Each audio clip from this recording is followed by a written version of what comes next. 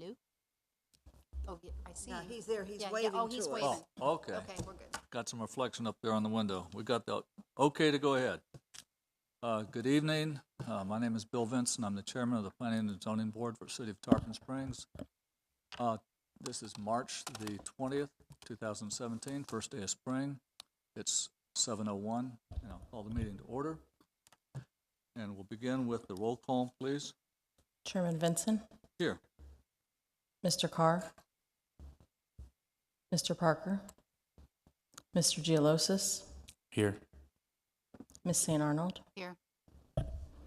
Mr. Seaman, Here. Mr. Hasse, Ms. Protos. Here. We have a quorum. And the first item on the agenda after this is the approval of minutes for December 19 of 2016. I'll make a motion that we approve the minutes as they stand for December 19th, 2016. Second. A motion and second. Any discussion on the motion? Roll call, please. Chairman Vinson, Yes. Mr. Geolosis, Here. Yes. Ms. St. Arnold, Yes. Sorry.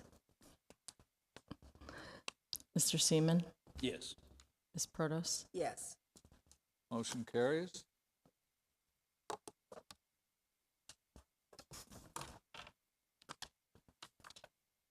Okay. Item number 3 is the quasi-judicial announcement and swearing in of speakers. Please pay attention to our city attorney regarding this announcement. And if you do plan to speak at the podium this evening, please, when it's time, to stand and raise your hand and be sworn in. This is a quasi-judicial proceeding where the Planning and Zoning Board acts in a quasi-judicial rather than a legislative capacity. At a quasi-judicial hearing, it is not the board's function to make law, but rather to apply law that has already been established. In a quasi-judicial hearing, the board is required by law to make findings of fact based upon the evidence presented at the hearing and apply those findings of fact to previously established criteria contained in the Code of Ordinances in order to make a legal decision regarding the application before it. The board may only consider evidence at this hearing that the law considers competent, substantial, and relevant to the issues. If the competent, substantial, and relevant evidence at the hearing demonstrates that the applicant has met the criteria established in the Code of Ordinance, then the board is required by law to find in favor of the applicant. By the same token, if the competent, substantial, and relevant evidence at the hearing demonstrates that the applicant has failed to meet the criteria established in the Code of Ordinance, then the board is required by law to find against the applicant. Are there any members of the board wishing to disclose any ex parte communications or conflicts of interest this evening? On Ms. one item, I'm gonna have to excuse myself. Item 5. Item 5. Yeah. And all those wishing to speak this evening, if you could please stand and raise your right hand to be sworn in.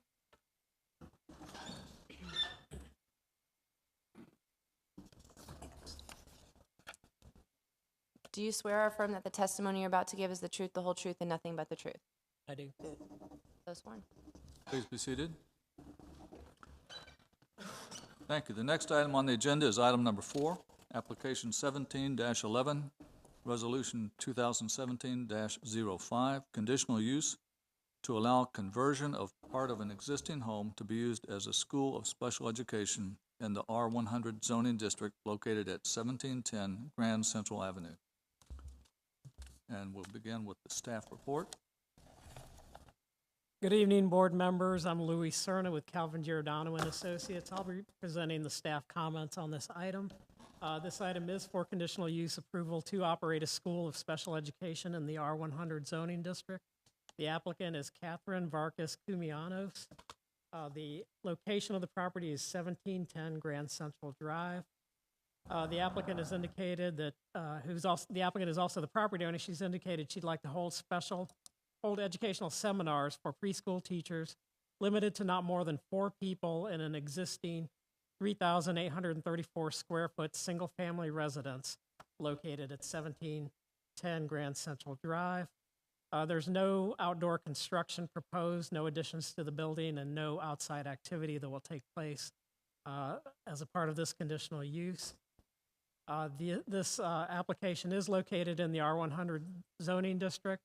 The surrounding property is likewise also R100, and the surrounding land uses are single-family residential and some vacant lots. Staff has reviewed this for compliance with the standards of review of Section 209.01 of the Land Development Code, and our findings are that this request does meet those standards of review if subject to conditions that we recommend in the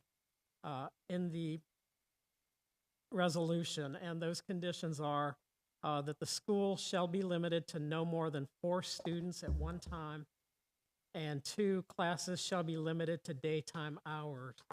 And if subject to those conditions, the impacts of this proposed use should be fairly consistent with what is there currently, which is a single-family residence. Again, our finding is for recommendation of approval subject to those conditions. I'd be glad to answer any specific questions you may have on this. Thank you. Any questions on the staff report? Yeah. Ms. Protas? You said there would be no more than 4 students at a time.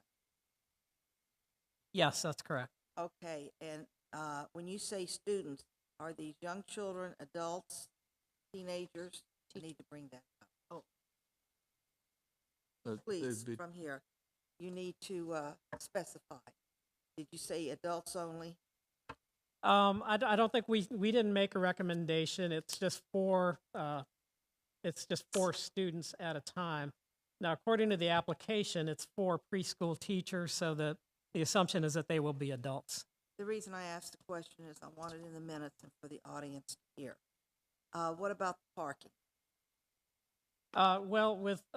There should be no more than 4 additional vehicles there at a time, and that's consistent with what you would expect at a single-family residence.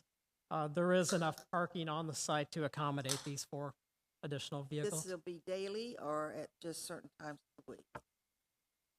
Oh, pardon me? Is this daily or at just certain times of the week? We have not made a recommendation on that. That would be a good question for the applicant. The condition is no more than 4 students at a time and limited to daytime hours.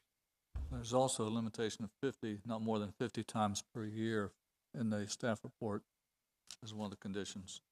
In reading this, I just wanted to make reading these questions out so the audience could hear if there's any neighbors or anything here, which I don't know, and it would be in the minutes. Yes. So, not yet. Not yet. Are you the applicant? Well, okay, no, you'll get a chance to speak in a moment. Thank you. Any other Mr. Chairman. questions on the staff report?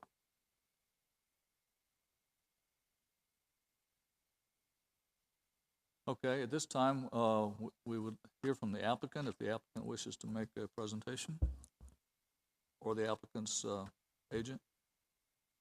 Yes, please, and please state your name and address when you arrive at the podium.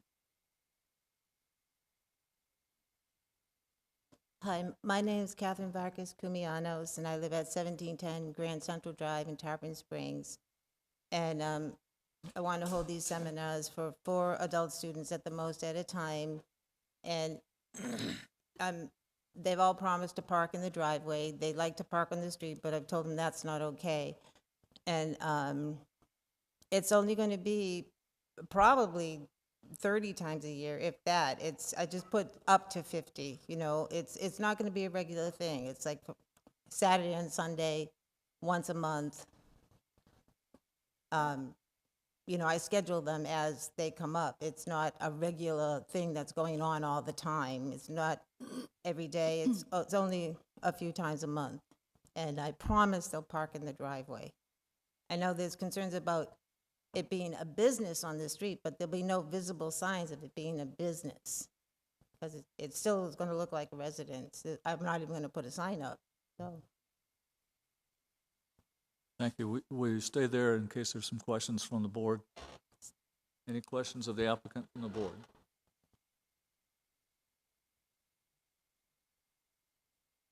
Are you a teacher as well? Excuse me? Are you a teacher as well?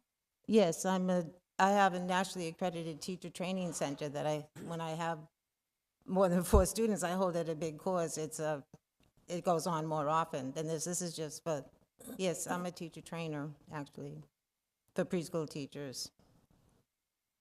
Any other questions from the board? Okay, you can take your seat. Thank you. Thank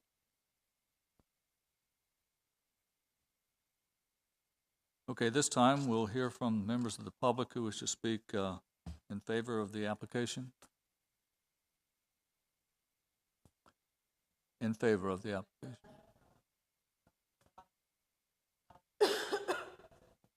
If you'd like to present that to us, you can do that now.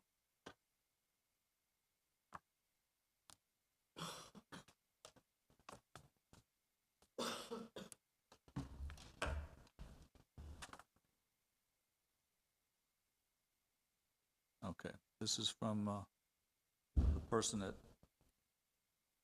owns property to the west. Thank you. Are there any members of the public who wish to speak in opposition to the application? Come to the podium one at a time, please. State your name and address when you arrive there.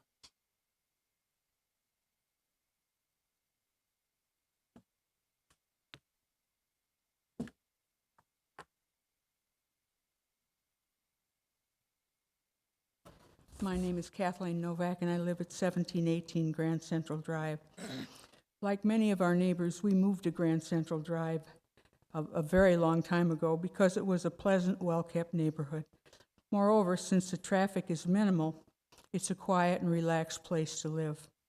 An application has been submitted, according to the information I got from the Planning and Zoning, which would permit the home on Grand Central to be used as a training school. The conditional use application states that there will be 50 training sessions a year, ranging from a few hours to 5 days per session. While the goal may be laudable, the location is entirely inappropriate. Our neighbors are overwhelmingly opposed to this request. We want our residential neighborhood to remain a residential neighborhood. We ask that you reject this conditional use application. I have. Thank you, ma'am. But in my reading of the staff report, I think, and the duration was limited to, it could be just during the daytime hours only. Right. That's what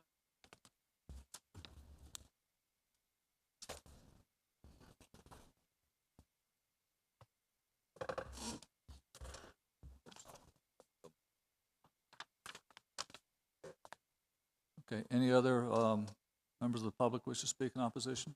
Yes, sir.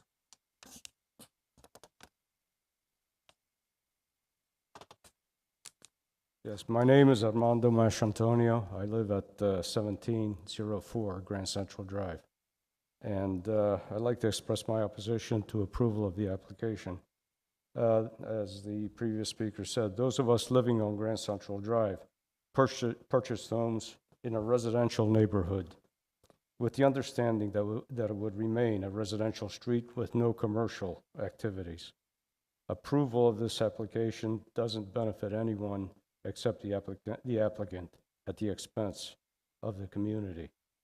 Approval will also increase vehicle traffic and opens the door to other similar activities, such as conversion of homes for use as daycare or assisted living facilities.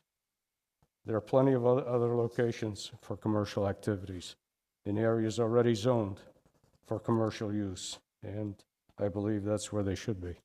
And that's why I'm against this application. Thank you. Thank you, sir. Anyone else wish to speak? Yes, sir.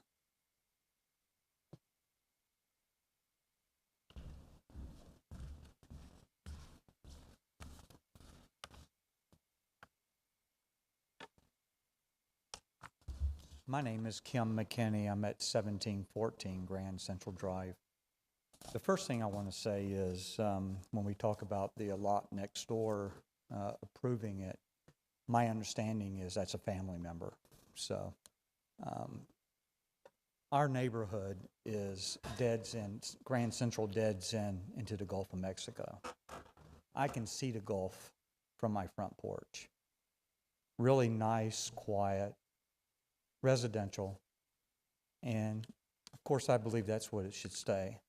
And my concern is the slippery slope that this could create. And I'm sure the applicant has full intentions of only having 4 people. And maybe for a year, maybe for 2 years. My concern is what happens when we need 6 this time and no big deal, 8 next time, or what happens when 2 years down the road, 5 years down the road, it turns into something else, and it's hard to ever go back once that happens. And of course, it also sets the precedence in the neighborhood of other people wanting to do similar or just small starting out. And you know, when I built the house where I'm at, it was so quiet, and I hate the commercial area. 19 is a nightmare. Love to stay away from it. And we get into our little slice of heaven down here at Grand Central. And if any of you aren't familiar with that drive, it's where we're at going to the Gulf is just so quiet. There's no through. And quite frankly, last summer, when we look at, you know, there's adequate parking in the driveway, and I'm certainly not trying to say anything negative about the applicant, but we had a several-week period when there were many cars at that residence all day for, you know, day after day. I'm not sure what was going on. Don't really care. Not here to talk about that. But it was a amount of overflow into the street. And was it legal? Of course it was. Was it irritating? Absolutely. And I think you could ask any one of the people right there, did they like that, or would they prefer that not to happen? And I think they would all overwhelmingly say they would absolutely prefer that not to happen. So I just am very concerned about the precedent it sets and the slippery slope that we create here and where it could go down the road, and you can't turn the clock back at that point. Thank you. Thank you, sir. Anyone else wish to speak? You can be sworn if you come to the podium.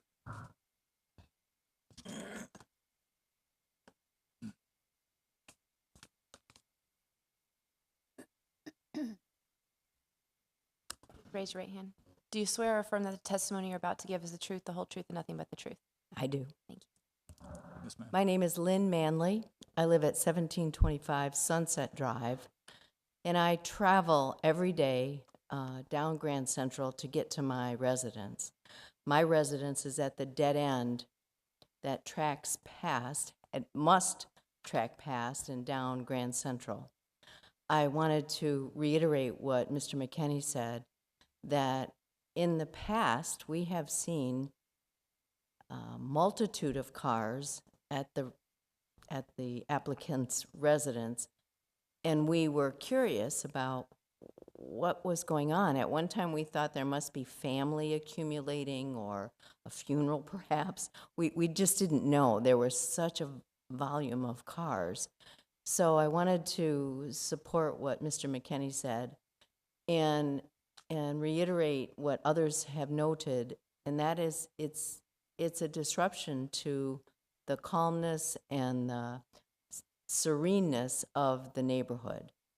Again, I don't live on Grand Central, but I drive it almost every day. And it was a disruption, and it was an unattractive addition to the neighborhood. Thank you. Thank you.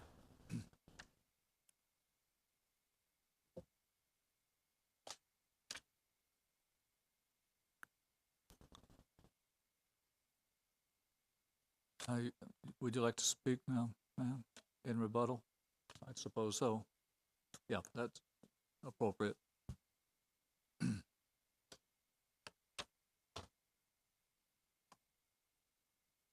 I understand your concerns. And last summer, the beginning of this, I guess it was July, I did have a few more people at my house than before. I had a leak at my training center, and out of an emergency, I brought them to my home. I'm sorry, I don't know if that was legal or not, but that was a one-time thing, you know, and if there's like a certain number of days per year that you could live with, you know, like even if you said you can have seminars 5 days a year, I'll be happy with that, You know, I don't want to grow it into anything else than working with these 4 teachers, people who are becoming preschool teachers and need these seminars to keep their license with the county. And I promise you, they'll all park in the driveway, and you won't even see anything else going on. But I understand your concern about last summer, because I was doing more then, but I won't do that again. That's all been handled. It was an emergency situation, and I didn't ask permission first, but I did start the application process and found out, you know, I could only have 4 students at a time, and I'm very happy with that. So I don't know if there's anything I can say. I don't see how it will really affect you if they're parked in the driveway and if it's a minimal amount. You know, I'll do it as few times as you say it's okay. I just really want to do this, and thank you. Wait there just a moment. Any board members have a question? The applicant wants us back at the podium. Yes, you say you do have a center where you do hold these seminars? Yes. Thank you, ma'am. The public portion of this item is now closed, and it is now for deliberation here with the board. Yes, Ms. Bodas? I would like our planning director to reiterate to us again, R100 is our highest zoning, I believe, and it is residential, and you're not supposed to have businesses in an R100. Now, that may have changed since my time, but in R100, it is not allowed. Heather Erler, Planning and Zoning Director for the City of Tarpon Springs.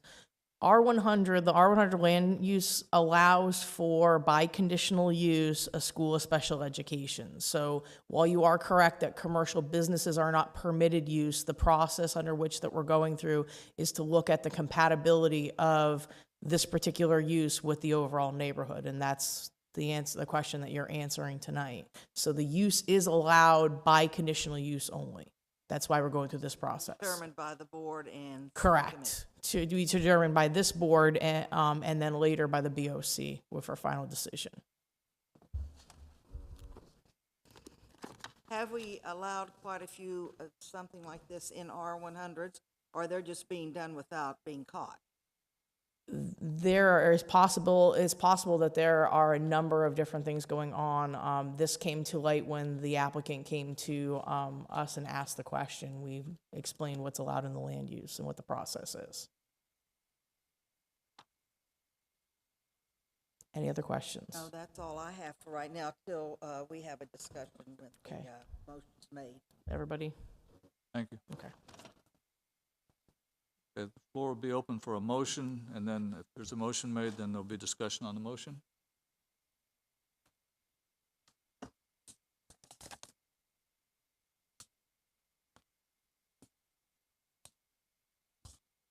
Call the question 3 times.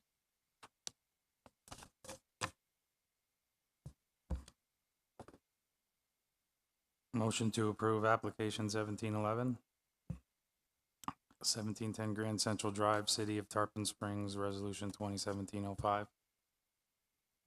This motion by Mr. Gialusis. Is there a second to the motion? Just to clarify, is that motion with the subject to the conditions that were recommended by staff? Yes, Yes. or the specific conditions. So to clarify the motion, it's a motion to approve Resolution 2017-05, subject to the following conditions: that the school shall be limited to no more than 4 students at one time, and that classes shall be limited to daytime hours. Is that a correct restatement of the motion? Yes. Is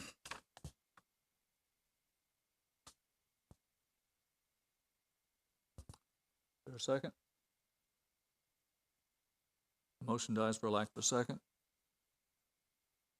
Any other motions? Move that the motion be denied for an R100 residential section. And if I get a second, I would like to explain why I made that motion. Motion by Ms. Bodas to deny the application.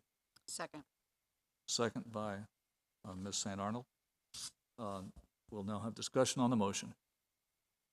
Ms. Lotus, go ahead. Uh, I ask for a motion to deny because I am a big believer in R100. People buy their homes for tranquility, to live peacefully in their R100 areas. And I see R100 areas here in Tarpon Springs where there are businesses.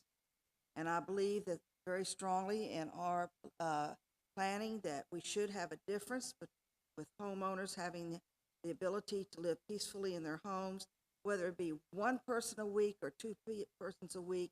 We don't know what can happen tomorrow, what can change a zoning, what can infiltrate.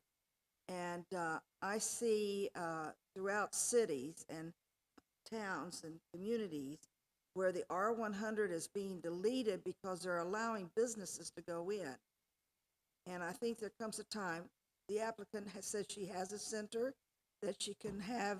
I don't know her or what her business is really like, but if she has a center where she can hold these seminars or whatever they are, then she has a place of business. I just like to see the R100 areas stay homes peacefully, where people pour money into their homes in R100 and it's not jeopardized. But that's my own feeling. Yeah. Thank you, Ms. Broadus. Any other? Point of legal clarification and just advice is that the application before the board is to be determined based on the criteria on the code for conditional use. So just as a clarification, that the criteria that's in the code, that's in the staff report, the criteria is straight from the code section. So if the competent substantial evidence presented here tonight supports that, then you find in favor. If not, then you don't. And that's just making sure we know what the criteria are. Thank you. Well, a question related to that, the code allows this type of use as a conditional use.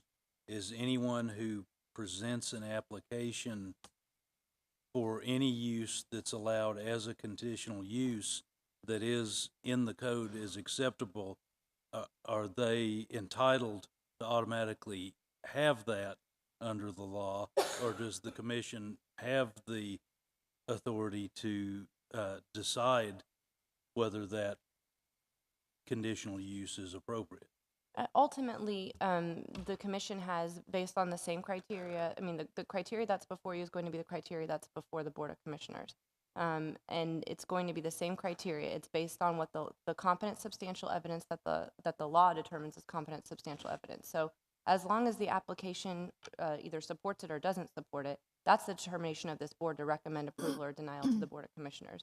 And that's for the Board of Commissioners ultimately to decide on. But I just wanted to make a point of clarification based on Ms. Protus' statement that it is based on the criteria that's in the code. So the short answer is no, it's not just because you apply for it and the code says that you can have it.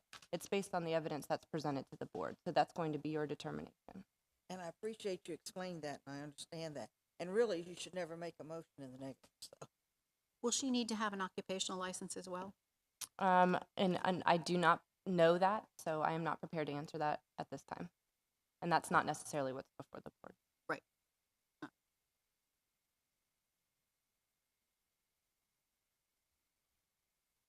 Any other comments by the board? But, you know, on that point, I think if she has an occupational license already for her current business, I'm not so sure if that would translate to the conditional use for the home business, but I mean, that would be, that may, if she already has one, it may already translate to, because if it's the same business, it's just a different location. If it's within this, if it's within city, the Tarpon Springs city limit. Any other comments by the board on the motion? I'll take a vote, please. And the vote is to deny the application, or the motion is to deny the application. Excuse me. Ms. Protos? Yes. Mr. Seaman? Yes. Ms. St. Arnold? Yes. Mr. Geolosis? Yes. Mr. Vinson? Yes. Okay. The application, we recommend that it be denied by the Board of Commissioners. The next item on the agenda is item number 5. Resolution 2017-06, conditional use to allow construction of 2 homes and garages with living quarters above in the T4A transect zone in the special area plan, 129 and 137 Orange Street are the addresses. Mr. Chairman, I have to excuse myself from this item. Okay, thank you, Ms. Podus. Ms. Podus is recusing herself since she has an interest in this application. And we still have a quorum. At this time, we will begin with the staff report. Good evening again. It's Louis Cerna again, presenting staff comments. Just for point of clarification, the resolution number in the staff report is incorrect, but you did cite the correct resolution number, and the number on the actual resolution is correct. It should be Resolution 2017-06. This applicant is seeking conditional use approval to construct 2 single-family homes and 2 detached garages with living quarters above on two vacant parcels located on the north side of Orange Street between Hibiscus Street and Stafford Avenue. The parcels in combination are approximately 0.275 acres. Subject property is zone T4A, residential and office/commercial, and is located in the downtown character district. Pursuant to Table 4F of the Transect-based infill code for the Sponge Docks and community redevelopment area, the use is subject to conditional use review. To ensure compliance with the desired character of the T4A district, the proposed residences will be subject to all design standards of the district, including standards regarding building placement, frontage type, height, building form, parking location, lot coverage, and setbacks. The applicant is Mark McConey. We've reviewed this one also for the standards of review of section 209.01 for conditional uses. And our findings are that it does comply with these standards of review, subject to 4 conditions, which are in the resolution, but they're not listed in the staff report, but I'll go over them at the end of my presentation. Just touching on the criteria, we find that this application does comply with the requirements of the Land Development Code. The proposal is subject to conditional use review, which it's going before this evening for recommendation. Additionally, the use and the density meet the requirements of the Land Development Code for that zoning district. The property is appropriate for the location in which it is being proposed. I won't go through all the criteria, but this is essentially an infill development in an area where you would want to promote this type of single-family development, single-family with 4 units. So our recommendation is for approval, subject to 4 conditions. The conditions are in the resolution. There is a clarification I'd like to make on one, but I'll go through these. Our recommendation is for approval, subject to the condition that 1, the applicant must submit both the site plan and architectural plans, including elevations, to the Heritage Preservation Board for approval.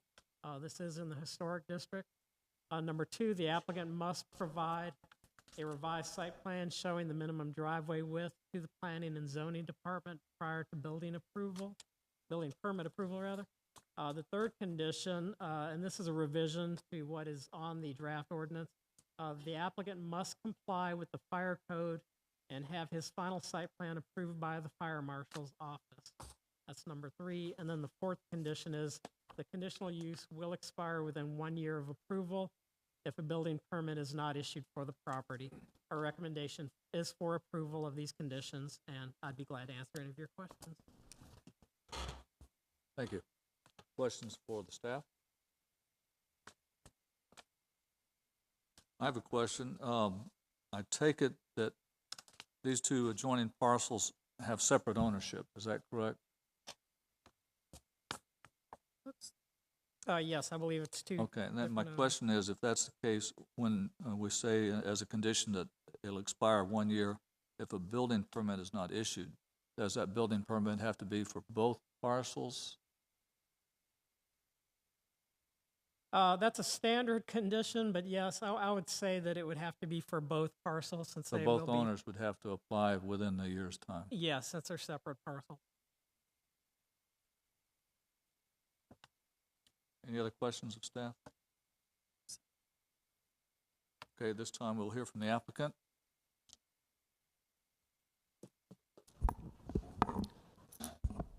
Good evening. I'm Cindy Terrapini, 22 North Spring Boulevard, Tarpon Springs. I represent Mr. McConey, who is the contract purchaser of the property.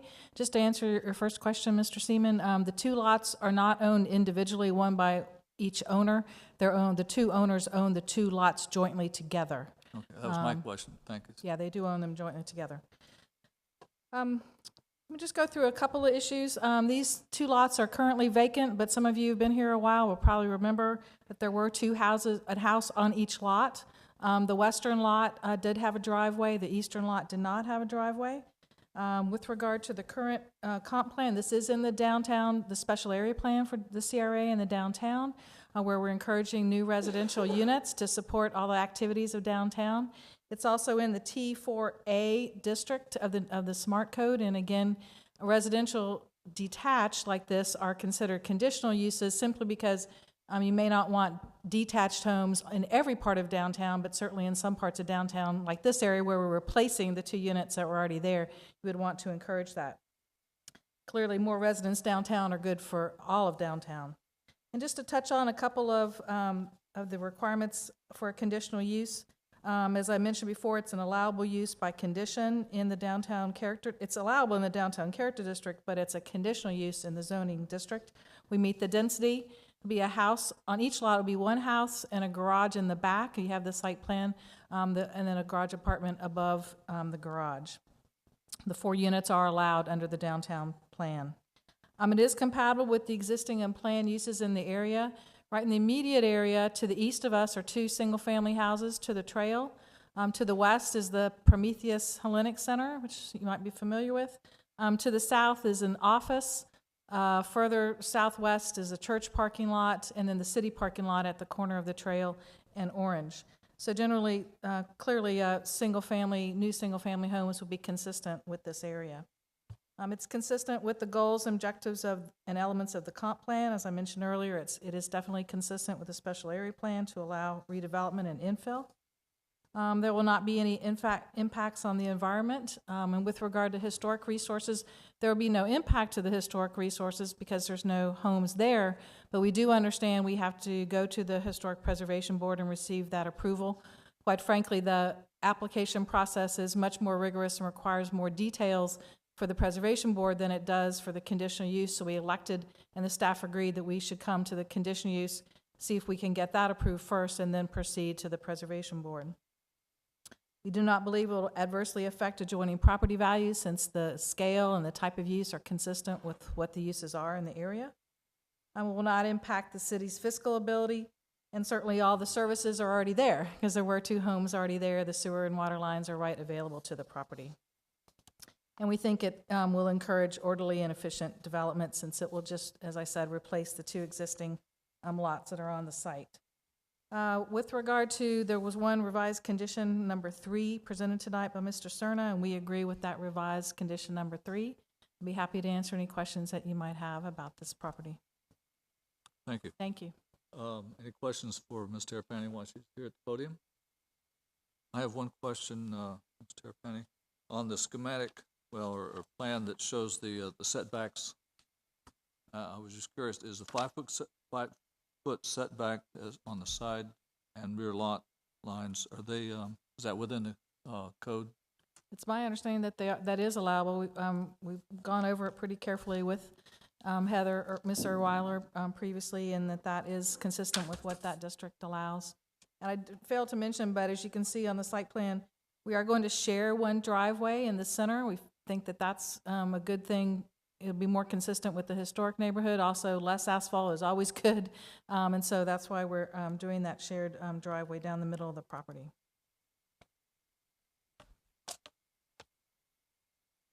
Thank you. Any other questions? Any questions for Ms. Terrapini? Thank you, Ms. Terrapini. Thank you very much. At this time, we will hear from the public if they wish to comment. If anyone is here who wishes to speak against the application, please come forward to the podium, state your name and address. Seeing none, is there anyone from the public who wishes to speak in favor of the application? Please come forward. Seeing none, the public portion of the hearing is closed. And now for deliberation with the board. Is there a motion?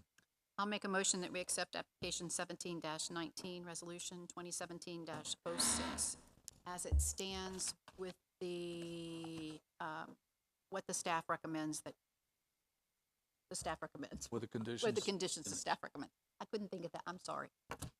Thank you. Second. Motion by Ms. St. Arnold, second by Mr. Seaman, to approve of the application with the conditions stated in the staff report. Any comments on the motion for discussion? We'll take a vote. Mr. Seaman, Yes. Ms. St. Arnold, Yes. Mr. Geolosis, Yes. Mr. Vinson. Yes.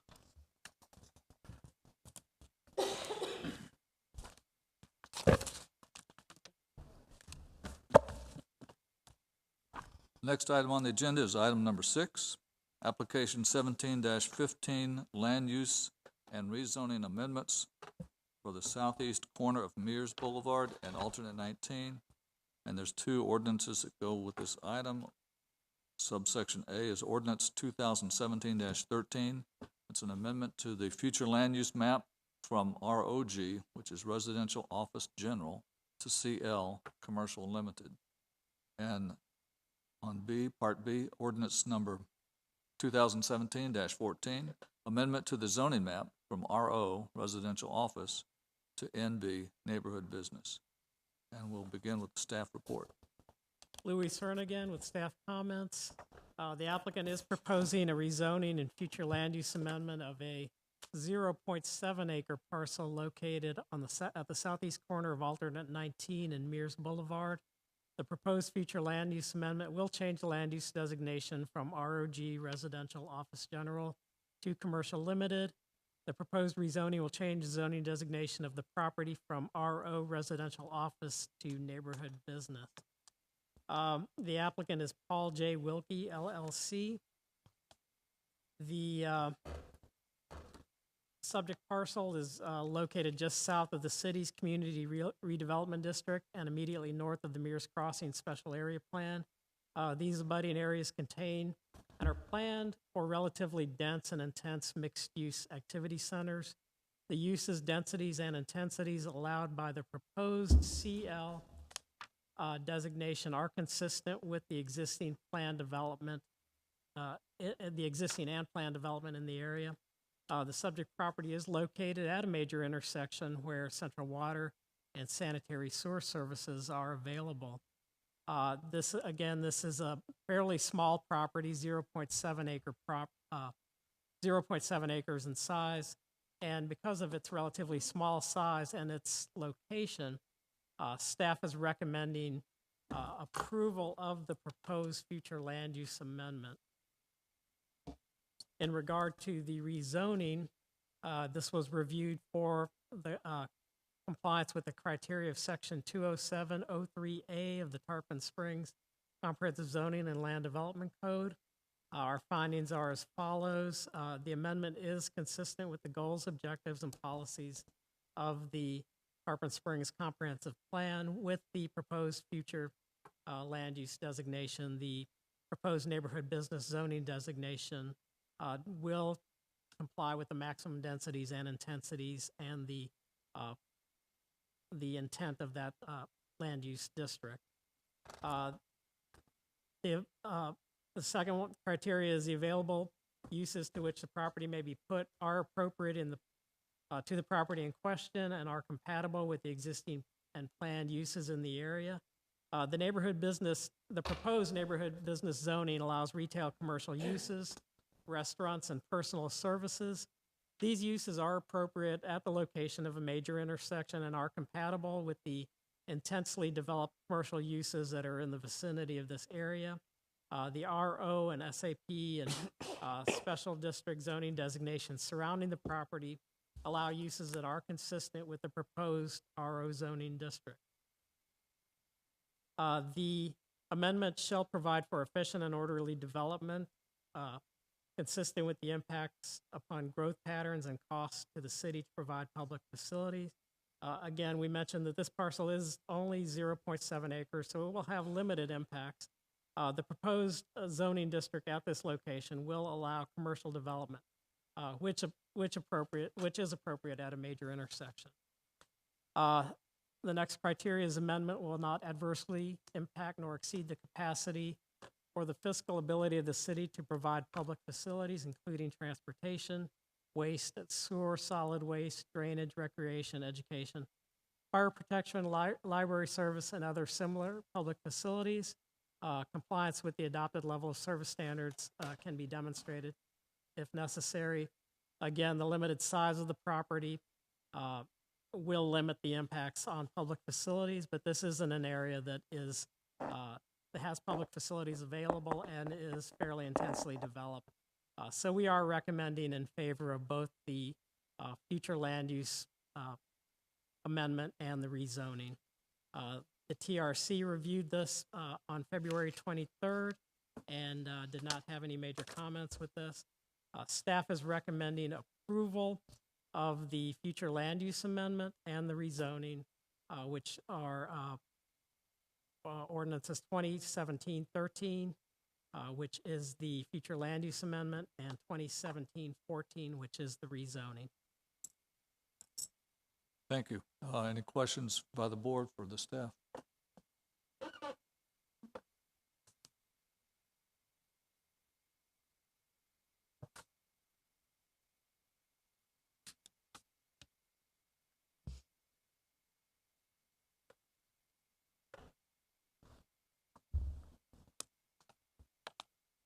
Seeing none.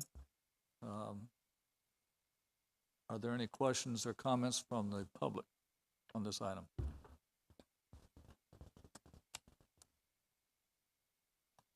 Seeing none, declare the public portion of the hearing closed. And the board will now consider any motions. I'll make a motion that we accept application 17-15 land use and rezoning amendment, southeast corner of Mears Boulevard and Alden 19. The ordinance, which is A 2017-13, and B ordinance 2017-14, as it stands by the city. Second. Motion by Ms. St. Arnold, second by Ms. Bodas to approve of the application and both of the ordinances as presented. Any discussion on the motion? Roll call vote. Ms. Protos? Yes. Mr. Seaman? Yes. Ms. St. Arnold? Yes. Mr. Geolosis? Yes. Mr. Vinson? Yes.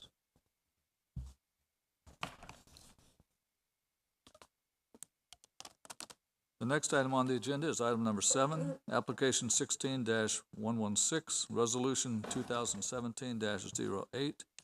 It's a site plan approval of a business slant professional office complex, including a dialysis center located at 41774 US Highway 19 North, and it will be referred to as the Tarpon Professional Center. And we'll begin with the staff report. Yes, for the record, Lisa Wargo, Principal Planner. This is application 16-116, Tarpon Professional Center Site Plan. The applicant is Cernavis Harrietcher. The owner is Tarpon Professional Center, Inc. The agent is Gerhard Borner. The request is for site plan approval for a new business professional office complex with a dialysis center located at 41747 US Highway 19 North. General location is the east side of US Highway North, approximately 0.06 miles south of East Spruce Street and directly north of Pine Street. Property consists of 4.54 acres. The existing zoning is intensive business, and the existing future land use designation is industrial limited. The business professional office complex project is planned to be completed in 3 phases. The existing structure on site will be demolished, and the new project will consist of 3 one-story and 1 two-story structures consisting of a total of 35,446 square feet. The complex will include a dialysis center. The TRC reviewed this application at a series of meetings, the most recent on February 9th, 2017. Staff finds the application for the site plan approval consistent with the applicable review criteria. Project is going to be constructed in 3 phases, as indicated by the shading areas on your phasing plan. Phase 1 will be completed in the first year, Phase 2 within the second, and Phase 3 will be completed within the third year. Utilities are available to the site. Access to the project will be made off of US Highway 19 North and Pine Street. A total of 178 parking spaces will be provided, including 8 accessible parking spaces. However, the number of accessible parking spaces may be increased when the individual uses for each building are identified through the development review process. A 20-foot landscape buffer is being provided between the single-family residentially zoned parcel, which is located to the east of the project, and a stormwater pond located in the same area also requires landscaping. There will be internal parking, landscaping, and along the perimeter of the project, consisting of 8-foot landscape buffer, except for the wetland areas along the southern border of the project. A 5-foot sidewalk currently exists along US Highway 19 North, and additional internal sidewalks and accessible crossings will be provided between the buildings. There are no protected species documented on the site. There are wetlands on the site along the southern boundary of the project. The required 15-foot wetland buffer has been provided and will be protected through silt fencing during construction. The project falls within the X flood zone. On-site drainage is provided through a dry stormwater pond. The site plan is consistent with the future land use plan and the corresponding policies of the comprehensive plan. The proposed project meets the concurrency management standards of Section 122.00 of the Land Development Code, pursuant to the requirement for a certificate of concurrency for potable water, sanitary sewer, solid waste disposal, stormwater management, and recreation open space. Additionally, the project will not result in decreases below adopted levels of service for potable water, sanitary sewer, solid waste, recreational facilities, or stormwater management. The project is required to meet all city building codes upon application for construction drawings and individual building permits. Staff finds the application for the site plan approval consistent with the applicable review criteria, and therefore staff recommendation is to approve the site plan subject to 6 conditions that we have outlined. Any questions? Yes, thank you. I'm sure there will be. Questions? See under the planning and zoning review comments in the report, it says approve is checked, defer is checked, and see below is checked. So is it approve or is it defer? All the remarks from TRC have to be approached and have to be answered prior to us giving approval, or some kind of worked into a condition of the approval. So there's still a concern about connectivity between accessible parking and the buildings, and a concern about the adequacy of the... Yes, sir. That was actually my comment. Because the uses, the direct uses haven't been assigned within the building, other than it being business office or professional office, depending on what each use is when it comes through the development and review process. That is when we address the ADA standards to make sure that they have everything they need as far as parking and access walks and connectivity.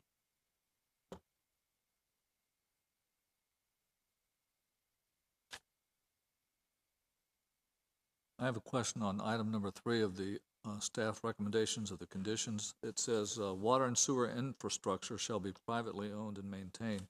Could you describe, and I see in the report that the utilities, is that the sewer and water is being provided to the site by the city, or it's available? That is correct. It is available. Okay. So are we talking just about the pipelines on the premises when you say infrastructure in the report? And valves and whatnot? Actually, the applicant is here and could probably answer to that. Okay, okay. Well, that's a question I have. And I'm happy to see number 5 there about that the lighting must not be obtrusive to adjoining property owners or vehicles on 19. I think that's I'm glad to see that's included as a condition. Any other questions of staff at this time? Okay, we'll hear from the applicant at this point in time. Thank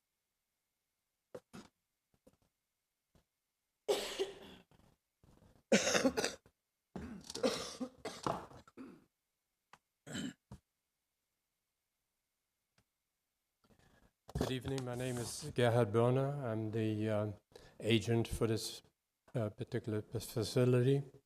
Let me explain to you basically what we do. I represent a group of physicians, and we have built many projects just like that. We have one on 19 in Palm Harbor, St. Pete, Clearwater. They're mostly nephrologists, so we do dialysis centers.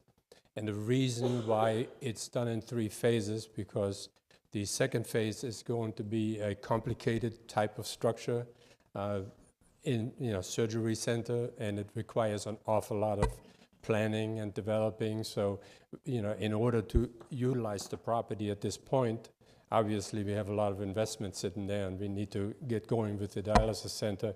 We split it up in 3 different groups, but we will, however, by code, meet all the requirements of each individual unit or phase that we're doing. Obviously you got to have enough parking, etc. We can always reduce the amount of space in the last building, because the last building is basically physician offices, taking care of all the physicians who are involved in this particular facility. We have it scheduled at maybe 10,000 square feet or 40, we can make it half. Whatever we need to do to meet the code. Obviously, we can't even get a permit without doing exactly that. That's why we don't have any connections between the phases, because we wouldn't even know where the entrances are going to be at this point. So it's almost impossible to make sidewalks going from one parcel to the other. The vacant parcels are going to be sodded or seeded, and they're going to be good looking. I mean, it's going to be a finished project until we get ready for the next phase. To answer your question about the sewer system, obviously we have a pumping station that's going to be on the site. That's why the county is turning it over to us. There was a pumping station on a property before, but it's not large enough for what we need, and it doesn't have double pumps, etc. And the line into your system is already existing. I'd be happy to answer any further questions you might have. Sure. The engineer's here as well, so. Very good. Questions from the board?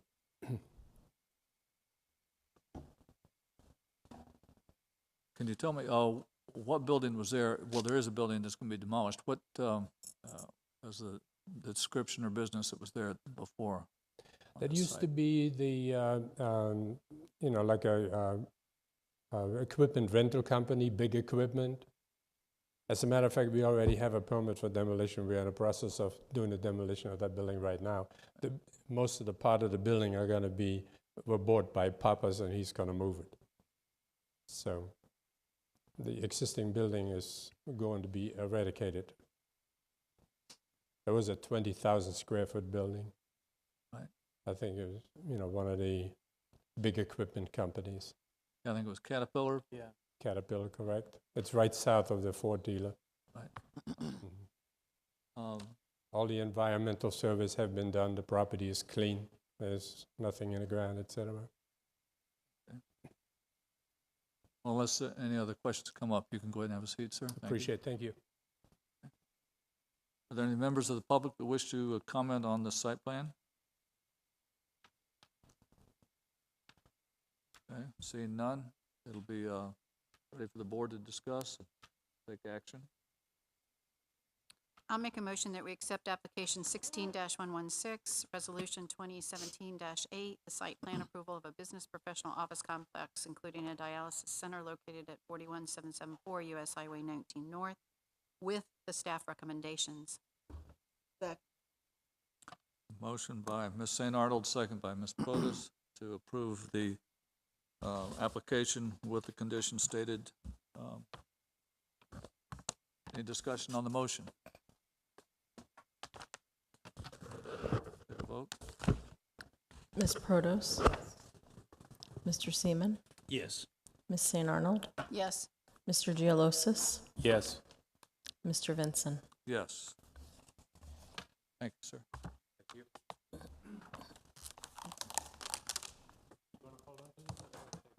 Right Or here. Yes, you can have this back for next time. Yes. They like pictures too, I'm sure. It's a nice, clean-looking building, though, isn't Can it? I make a copy of it? After the meeting? Would you, I can hold on to it. Yes. You're welcome. The next item on the agenda is item number 8, application 17-01, resolution 2017-07, site plan approval for 10 new condominium units located at Windrush Bay 3 on Windrush Loop. And we'll begin with the staff report. Once again, Lisa Wargo, Principal Planner.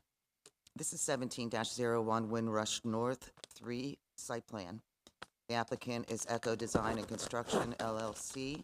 The owner is Zila Ventures, LLC. The agent is Gary Boucher. Request is for site plan approval for 10 new condominium units in the Windrush North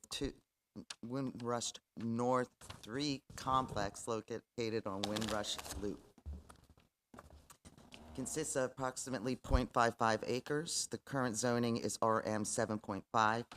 The future land use designation is residential urban. The maximum density permitted is 128 units, and the total units being proposed, including these 10 units, is 118. The project is the third phase of an existing condominium project and will consist of two-story buildings with a total of 10 units. Total impervious surface ratio will be 47%. The TRC reviewed this application at a series of meetings, the most recent on February 9th, 2017. Staff finds the application for the site plan approval consistent with the applicable review criteria. Utilities are available to the site. Access to the project will be made through a private road off of Windrush Loop, and all access into the new phase is through a private access. A total of 19 parking spaces are provided, including one accessible parking space. Landscaping is required, and an 8-foot landscaping buffer is being provided between the single-family R100 zoning district to the north and the project itself. Sidewalks will be added to connect the existing development with the new phase and the accessible parking space with the new housing units. There are no protected species documented on the site, and there are no significant wetlands or environmental issues on site. Flood zone is located within the X and AE flood zones. Staff finds that the proposed development application is consistent with the goals and objectives and policies of the comprehensive plan. For level of service, 2 items, the recreation portion of it, the proposed condominium units will become part of the Windrush North 3 Condo Association and will share use of all common areas, existing parking, maintenance, and refuse collection. The 66 trips per day that will be generated by this development at build-out by the proposed development will not degrade the local and private right-of-ways below an acceptable level. The applicant is not requesting any change in the future land use category. The proposed residential development is consistent with the residential urban future land use assigned to the property and all the requirements of the comprehensive plan. The applicant is not requesting any change to the current zoning category. The site plan is consistent with the residential medium RM 7.5 zoning designation. Site plan is consistent with the future land use plan and the corresponding policies of the comprehensive plan. The proposed project meets the concurrency management standards of Section 1.2200 of the Land Development Code pursuant to the requirement for a certificate of concurrency for potable water, sanitary sewer, solid waste disposal, and stormwater management, along with the recreation open space. And staff believes that the project will not result in decreases below the adopted levels of service for these. The project is required to meet all the city building codes upon application for construction drawings and individual building permits. Staff finds the application for the site plan approval consistent with the applicable review criteria, and therefore staff's recommendation is to approve the site plan subject to 5 conditions. Any questions?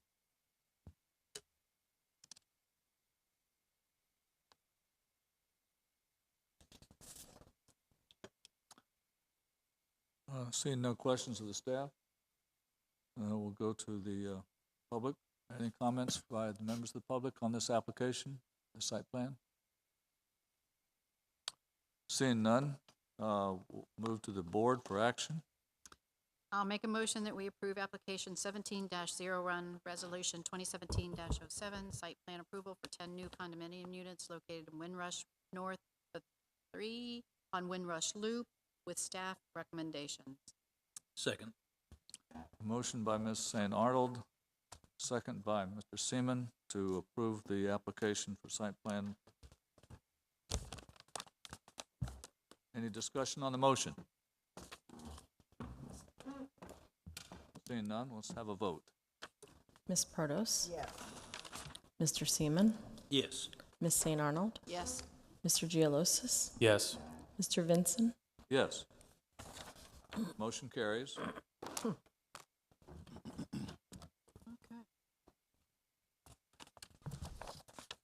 Next item is item number 8. Nope, we just did the 8, sorry. 9. Is item number 9. Application 17-09, medical cannabis dispensing businesses.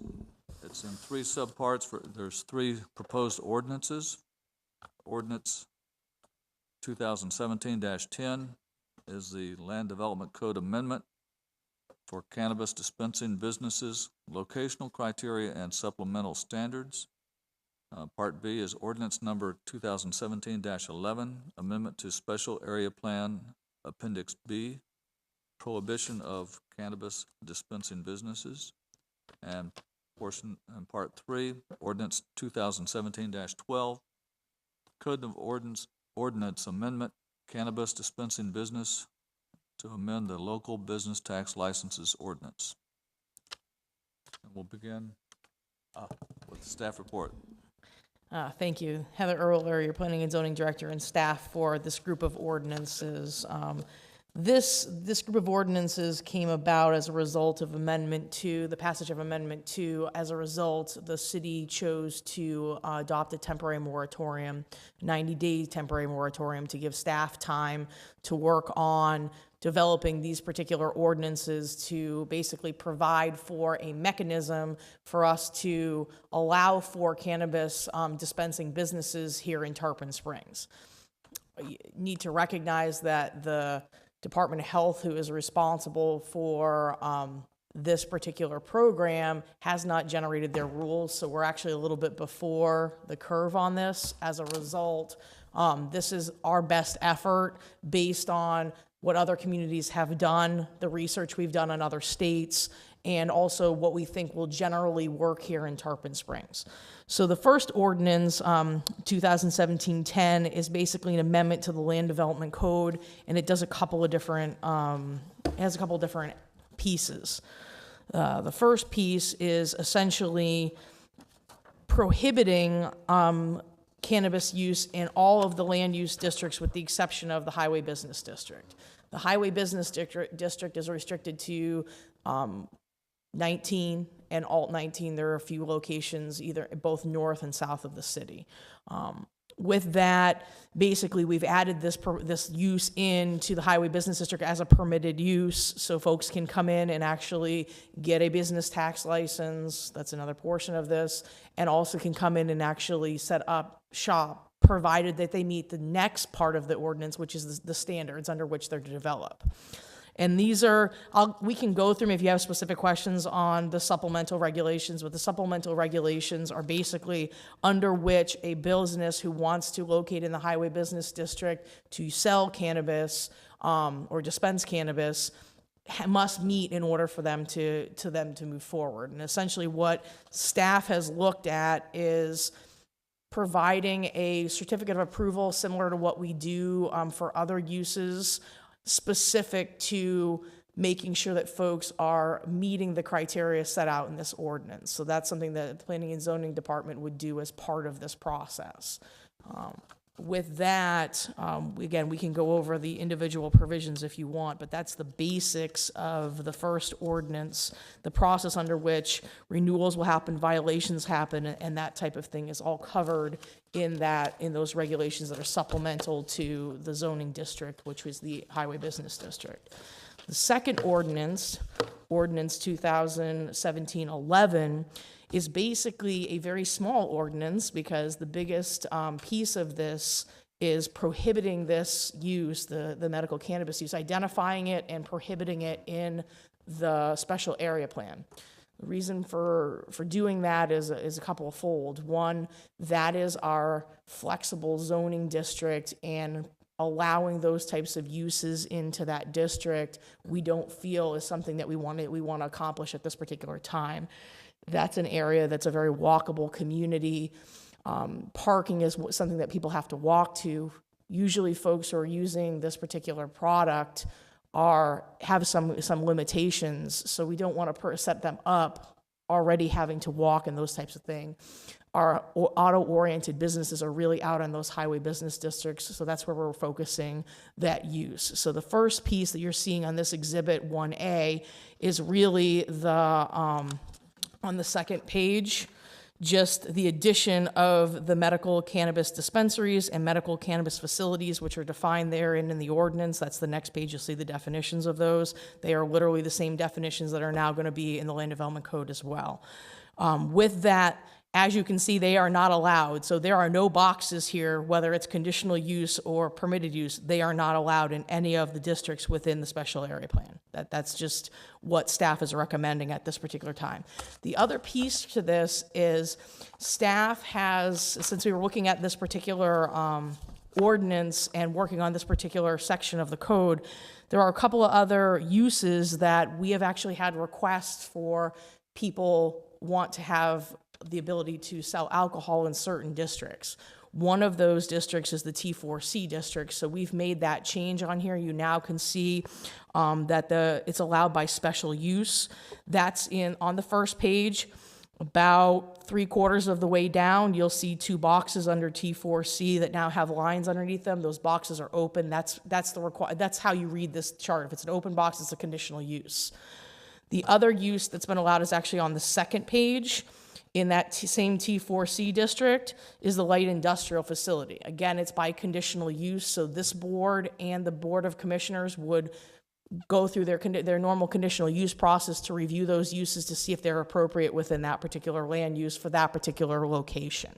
So that's what the main functions of this second ordinance, Ordinance 2017-11 are. And then the final ordinance is a very short ordinance.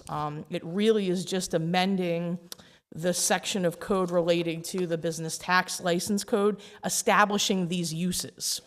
They're not currently in the code because they aren't uses that are currently allowed within the city. So as a result, we've put forward this particular application that identifies those particular two uses, the medical cannabis dispensaries and the medical cannabis facilities, and then provided the taxing information that is consistent with a retail use. The reason why we used a retail use is that is the most appropriate use right now without understanding how the state is going to fully regulate this. So this is to make this fair for everybody coming in, that they are going to be charged the same use. Their uses are recognized, and they're going to be charged the same as a retail use, as if they were selling any other product, mercantile use. So that's what you see in this ordinance. It's very short, sweet. I can answer any questions that you may have. Staff is recommending approval of all of these ordinances as a means to provide for the dispensing of medical cannabis here in the city of Tarpon Springs. And any questions that you have, I'd be glad to answer. I have, I think maybe a typographical error that I see. I think it's typographical, and what page is not numbered? It's in the ordinance number 2017-10. Okay. It's the third page of that. It's under section 27.20 in subpart B, subparagraph B. It says no medical cannabis dispensary or facility established may be located within 1,500 feet of any other pre-existing medical cannabis dispensary or facility unless such expansion of an existing medical cannabis dispensary or facility, regardless of whether or not such other adult use. Thank you. That adult use, I think, is maybe That's- where we just borrowed that language from. That is correct. We did borrow that language. Any other, it should read medical cannabis dispensary or facility. That's what I thought. Okay. And the other. And there was another one. There was another thing I had marked. And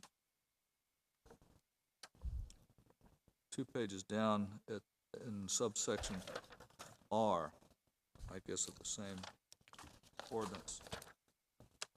My question is whether or not subsection R is necessary. It just says each medical cannabis dispensary or facility shall comply with all applicable requirements of state and federal law and shall comply with the following requirements. And is conforming with building codes. Number 2 is conforming with applicable fire statutes and codes. Number 3, conforming with applicable health statutes. Number 4, conform to all applicable zoning and development regulations. Everybody's got to comply with the law anyway. So it seems like it's superfluous. Well, we certainly can recommend striking that section. I don't have any, I mean, I don't any like to see beef with stuff that that. we don't need to have in something. Yeah, I mean, as certainly a don't- lawyer, when I draft something, I don't like to put stuff in there just because I'm putting stuff in, if it's not needed. And so, It confuses people. well, I'd because by striking this, that doesn't mean they can do anything they couldn't do anyway. So, I'd recommend we strike it, just to make it a little cleaner. Okay. Save some trees. Let's see if I had one other markup place. And in the definitions, this is on page 75, this is on the next, I think the next ordinance after the chart that you've explained. And the part where it adds the language so regarding. you're in 11? Yeah. Okay. I think so. It's Exhibit B, and down where we add the language there about I think it's a definition. Just Department of Health, you probably ought to capitalize health, the H for health. I mean, that's, I know picayune, but anyway, since we're gonna make changes anyway to it. Oh, and one other question, on the taxes. And I haven't looked at the whole chart in many years of the business use tax. But aren't some businesses taxed on the value of the inventory or? That's exactly what this would be. This would be a tax on the inventory. So it's only $123 as a maximum? Right now, that's consistent with what we charge for retail use, and at this particular time, until staff gets direction from the state, I would not be comfortable with making a recommendation beyond this, because everything that is a saleable commodity should fall under the same type of criteria. There shouldn't be some type of differentiation just because this is a different type of use. I mean, recognize that this is not something that folks who are utilizing this use are not doing this with their insurance. It's not like they walk into CVS and they get medical cannabis. They have to go separately, and they're paying for by cash or by charge card or some sort, and they're charged at whatever rate that particular facility feels is necessary for that product that they're buying. So as a result, it's really a retail transaction right now. Now that may change when the rules come down, but without knowing what those rules are going to be,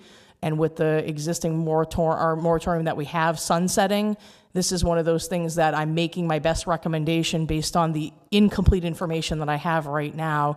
And I don't think that you want to get into a situation where you're overly taxing this particular use, where you don't have something that's comparable for, say, if you're selling widgets or you're selling tobacco products or you're selling any other type of use. So that's really where I took this from. And Walmart only pays us $123 a year. It's based on their maximum. Privilege of doing business in Tarpon Springs. That's I think correct. the commission ought to look at all of those, especially, and the reason I asked the question, because we only had this part that you're talking about, this Sure. one, so I didn't have handy a way to look at the. Yeah, I didn't want to overburden with what this is. This is a very complicated issue. I didn't want to overburden and add more criteria in. I just wanted to make it as concise as we possibly could. We can certainly add the backup for the board, the entire business tax license, so that they'll have that as reference. Thank you. Other questions by the board? Comments?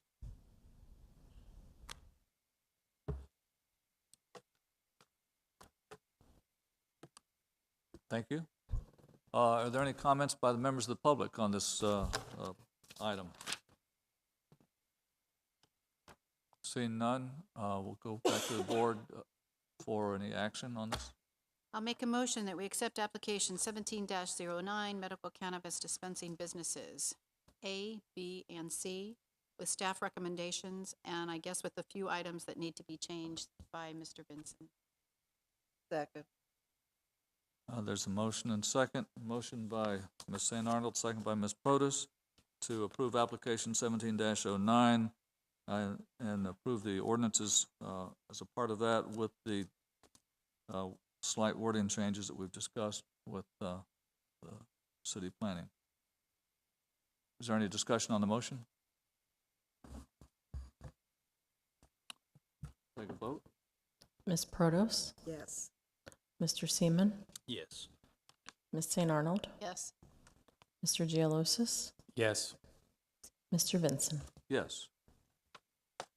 That brings us to item number 10 on the agenda, staff comments. Planning and zoning does not have any comments at this time.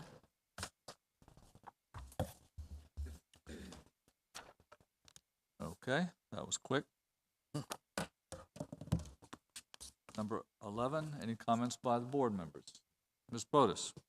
I just want to thank you and your department. This was a lot of material to read this weekend, and you've really done a good job on all of it and very, very thorough. I really appreciate everything that you've given us so we can better understand what's brought to us. Thank you so much, you and your staff. You've really gone all out on this meeting. Thank you. Thank you for your want comments. these back, right? Correct, yeah. If you do not want copies, especially of the site plans, we will take them back just so we can use them for board. You can give me all the materials. If you don't want them, I can recycle what we don't need. Other comments by the board members? Seeing none, is there a motion to adjourn? So moved. All in favor? Aye. Aye. We're adjourned at 8:21 p.m. All right. When does Jacob officially start?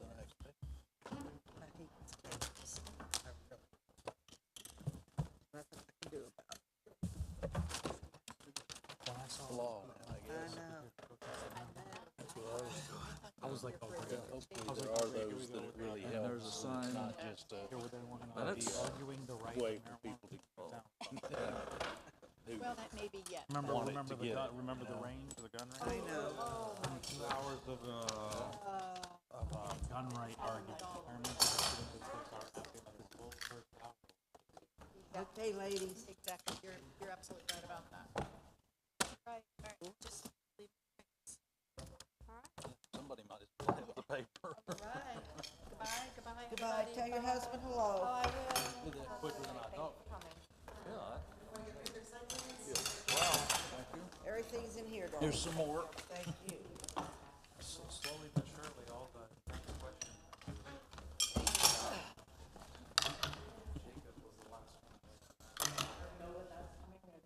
Have a good evening. You too. Happy Will. spring. Yes.